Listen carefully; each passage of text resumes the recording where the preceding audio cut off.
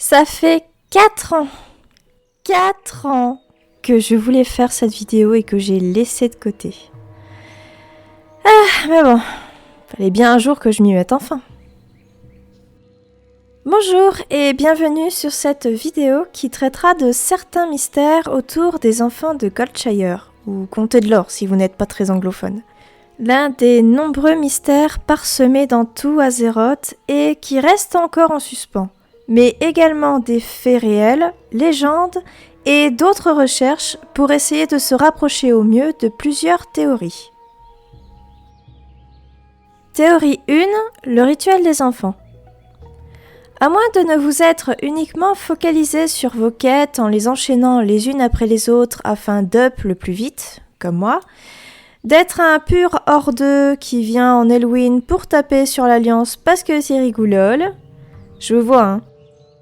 Ou d'être nouveau joueur, vous ne pouvez pas ignorer cet événement.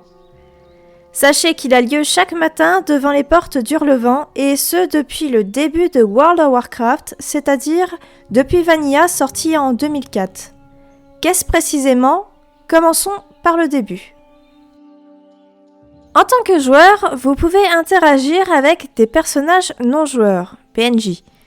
Certains vous donnent des quêtes, d'autres vous proposent des services tels que des réparations, des ventes, l'apprentissage de métiers ou encore réagissent à vos actes. Et j'ai une petite pensée particulière au plongeur gnome que l'on retrouve dans un aquarium à Dalaran, près de Lio la Lionne, et qui vous salue si vous le ciblez en faisant l'émote « Salut ».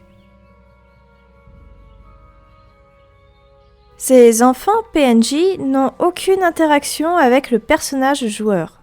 Aucune quête disponible, ni service, ni dialogue entre eux, ni d'interaction. Mis à part José qui fait des petites réactions quand on clique dessus. Cette phrase ne doit pas sortir de son contexte.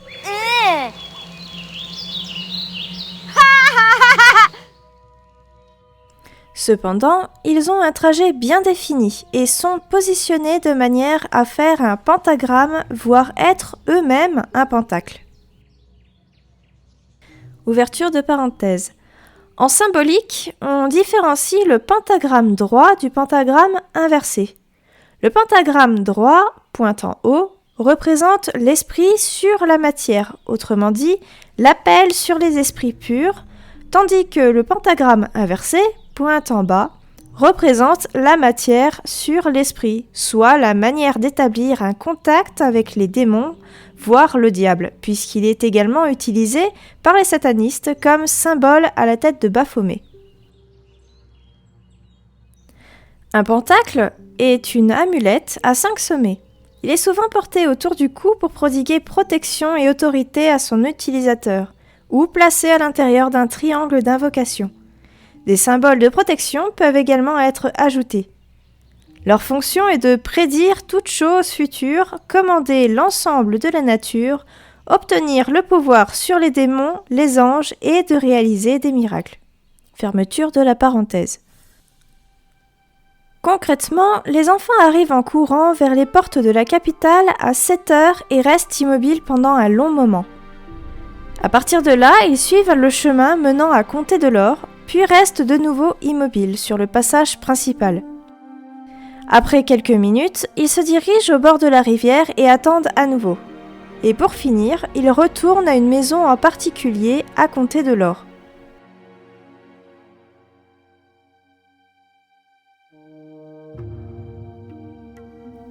Il y a plusieurs choses à noter sur cet endroit. Dès l'instant où vous franchissez la porte de cette maison, une ambiance morbide s'installe, une musique lugubre vient prendre possession des lieux.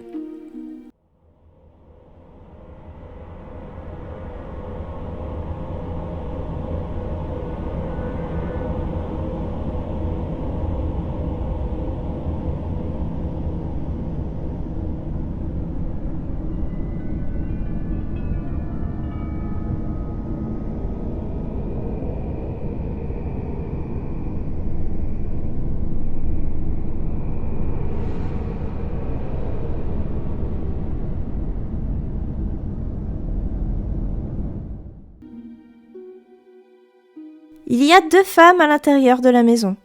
Il s'agit de 2 PNJ de métier. Hélène Tanpo, maître des dépeceurs et que l'on suppose être la femme d'Egan Tanpo, basée à Comté du Nord, lieu de départ pour la race humaine, et Adele Fielder, maître des travailleurs du cuir. À l'extérieur, on trouve un garçon s'agitant de part et d'autre sur le pont, se nommant Matt, et deux hommes, Lee Brown, maître des pêcheurs, et un poissonnier répondant au nom de Jason Messers, mais qui vend absolument rien. À quelques mètres de là, une barque en bois, complètement détériorée, y est échouée. Pour rappel, la maison se trouve au bord du lac Crystal, et en y regroupant certains éléments, on constate qu'il y a un rapport avec ce cher Jason qui ne veut absolument rien nous vendre. Radin. C'est un easter egg du film d'horreur Vendredi 13 qui raconte qu'à la suite de la mort tragique d'un jeune garçon nommé Jason et qui n'a pu être sauvé de la noyade car les moniteurs étaient trop occupés à copuler, le camp de vacances nommé Crystal Lake fut fermé. 21 ans plus tard, une personne rachète le camp pour relancer les activités loisirs d'origine et de nouveaux moniteurs sont recrutés. Parmi eux, un moniteur se nommant Bill Brown. Tous se réunissent au lieu-dit un vendredi 13 et c'est là que tout bascule. Les moniteurs sont retrouvés tués les uns après les autres et l'une des monitrices essaye de s'échapper grâce à une barque. Tiens donc. D'autres spéculations et suppositions fusent dans les forums sur d'autres références à des films d'horreur sortis avant 2004, donc date de lancement de WoW Vanilla, et se sont donc penchés dessus. Le titre qui est souvent évoqué est Le Village des damnés. Pourtant, dans le même thème, on pourrait y ajouter La Maison du Diable, sorti en 1963, où un professeur en parapsychologie réunit un groupe de personnes dans le vieux manoir réputé hanté. Dès la première nuit, ils sont terrorisés par des bruits insolites.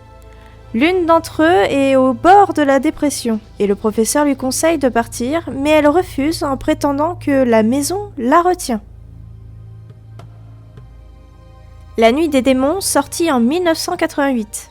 Un groupe de jeunes se réunit dans une maison funéraire le soir d'Halloween et invoque sans le vouloir un esprit démoniaque qui va ensuite essayer de tous les tuer. Autre théorie souvent évoquée dans les forums, il s'agirait d'un clin d'œil à un autre jeu sous la licence de Blizzard, Diablo. Bien sûr, tout ceci n'est que hypothèse et n'a absolument rien de certifié à 100%.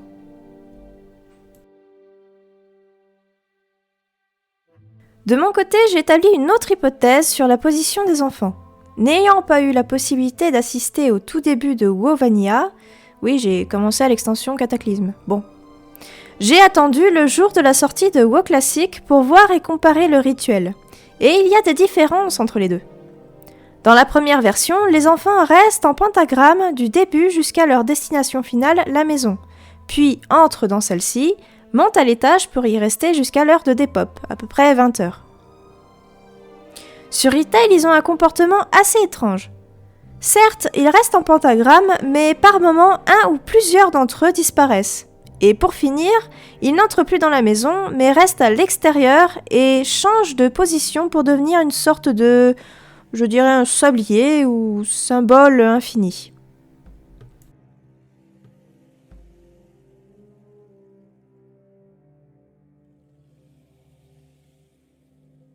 Concernant les disparitions des enfants, j'ai supposé le fait que ce soit en rapport avec l'alphabet commun de WoW. Étant donné que leur forme reste assez géométrique, comme l'alphabet que l'on retrouve sur le mémorial dans Hurlevent près de la stèle de Varian-Vrim, j'ai tenté de déchiffrer leur position en reprenant chaque forme. J'ai d'ailleurs fait une vidéo dessus à ce sujet où j'ai, semble-t-il, déchiffré quelque chose. Je vous laisse le lien en dessous de la vidéo. Et si ma théorie tient la route, réellement, elle peut confirmer le fait que les enfants sont un pentacle et des messagers. Mais pour l'instant, elle reste à vérifier sur le long terme. Je remercie Combo d'avoir eu un certain intérêt sur cette théorie, d'avoir tenté l'expérience de son côté et d'en faire part à sa communauté. Petit message personnel à Combo, mon pseudonyme c'est Artoria, pas Artoria, D'ailleurs, je remercie Artoria qui m'a filé un gros coup de main là-dessus. Mais je ne t'en veux pas. Théorie 2. L'origine des prénoms des enfants. Jusqu'à présent, peu de personnes ne s'est focalisé sur les prénoms des enfants, se disant qu'ils ont été donnés de manière aléatoire ou qu'ils ont été donnés en hommage à certains membres de Blizzard. Parmi nos 6 enfants, il y a 2 filles, Dana et Lisa, et 4 garçons, John, Cameron, Aaron et José. Alors, loin de moi l'idée de provoquer un quelconque débat dessus, mais je dois avouer que j'étais assez perturbée par le prénom de ce dernier aux origines hispaniques, qui fait un peu intrus au milieu de tous ces autres bien anglo-américains. Pour moi, j'y voyais un indice, quelque chose à creuser dessus. Je me suis lancée dans des recherches sur la signification des prénoms des enfants et j'espérais avoir des résultats ayant un rapport avec la signification du pentacle.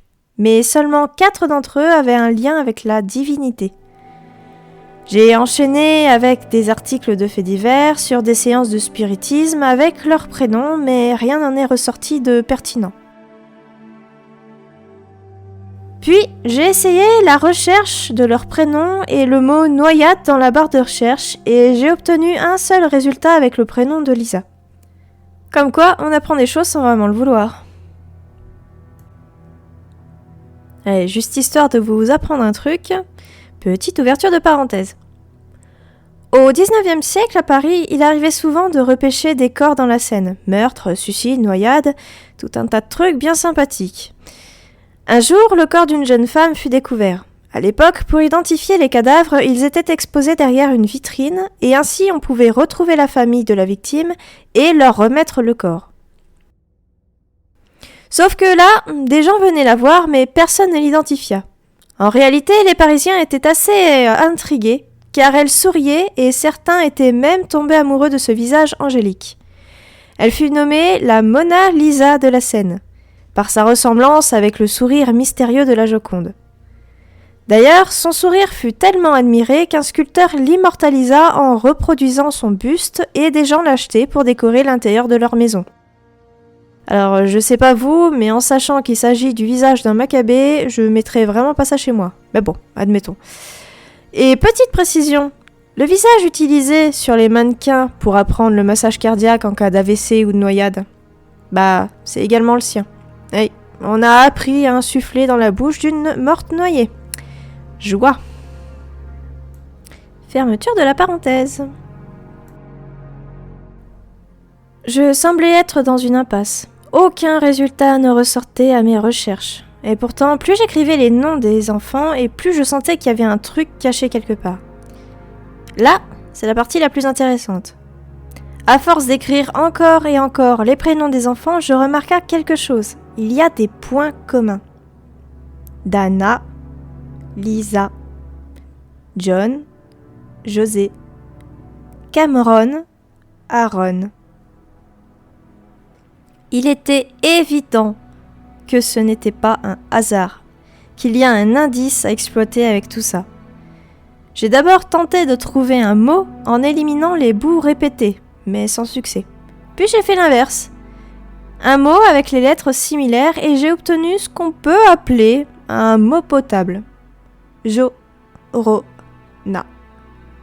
Pour être sûr de ne pas me lancer sur une fausse joie, j'ai préféré vérifier tout de même sur internet avec ce mot et en ajoutant malédiction, lac, enfant, bref, les éléments qu'on avait sous les yeux, pour ne pas dévier de notre enquête. On obtient alors Yorona. J'ai été assez perplexe, mais ma curiosité en a fait qu'à sa tête et j'ai voulu en savoir plus. Je me suis donc plongée sur l'histoire, ou plutôt les histoires, parce qu'il en existe plusieurs versions selon le pays. De notre côté, on la connaît plus sous le nom de Dame Blanche. Et cela dit, et globalement, la légende raconte que l'âme d'une femme nommée Maria, torturée et remplie de chagrin, vêtue d'une robe blanche, apparaît et erre près d'un lac lorsque le temps est brumeux à la recherche de ses enfants, qu'elle aurait elle-même tués en les noyant.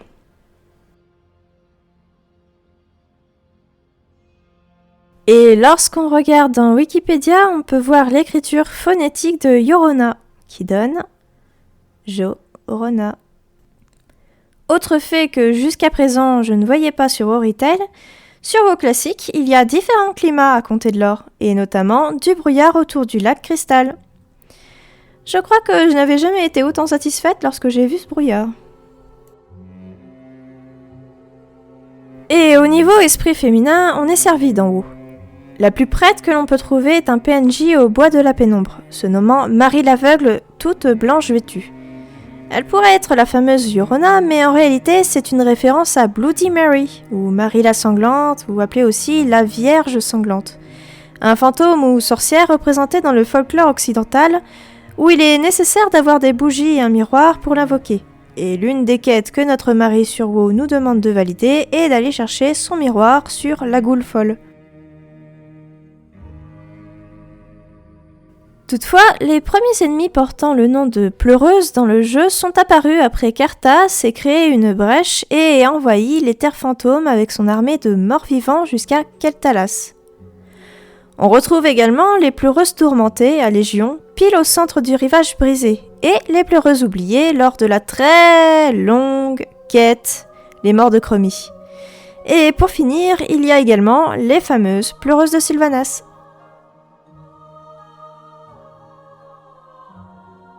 Pour vérifier s'il n'avait pas poussé les détails au plus loin en rapport avec le folklore de la Yorona, j'ai vérifié s'il n'y avait pas quelque chose en particulier à faire sur chacune d'elles, en les ciblant et en utilisant divers emotes comme le hug, l'amour ou cry, mais aucun résultat. Alors peut-être que tout cela semble tiré par les cheveux, mais en tant que joueur de divers jeux Blizzard Entertainment, vous avez peut-être aussi remarqué que rien n'est mis au hasard. Chaque détail a sa signification et que cette entreprise aime donner à sa communauté des casse-têtes et indices sur un prochain héros, une future extension.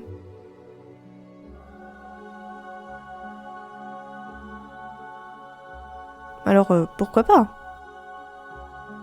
Il y a encore tant de mystères, événements, lieux creepy qui jonchent le sol d'Azeroth. Tous les énumérer prendrait énormément de temps. Combo a réalisé une vidéo très intéressante regroupant tous ces phénomènes ainsi que des anecdotes. Alors certes, elle dure plus d'1 heure, mais c'est tellement captivant qu'on ne voit pas le temps passer. Je vous mets le lien en description. Si vous avez des idées de votre côté, des avis ou que vous avez remarqué des choses que je n'ai pas vues, n'hésitez pas à m'en faire part en commentaire. Je vous souhaite de prendre soin de vous. C'était Atoria.